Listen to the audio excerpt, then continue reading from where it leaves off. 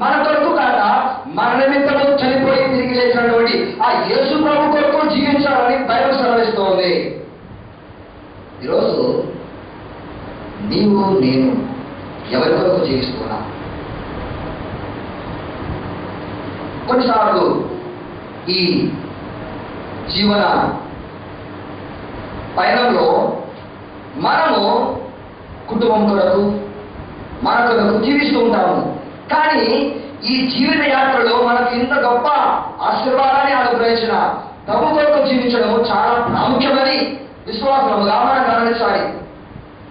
ఎందుకంటే బైబిల్ సెలవిస్తుంది, కృపచేతనే మీరు రక్షింపబడి ఉన్నారు కనుక ఎవరినో అతిశయపడా వీరు లేదు.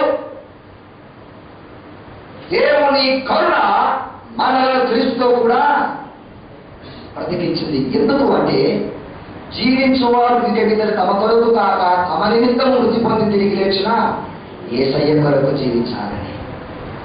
హల్లెలూయా. పౌలు గారు అంటారండి, పౌలు గారు ఏమంటారంటే జీవించువాడను నేను కాదు, జీవించువాడను నేను కాదు, క్రీస్తే నాలో ఉండి జీవిస్తూ ఉన్నాడు.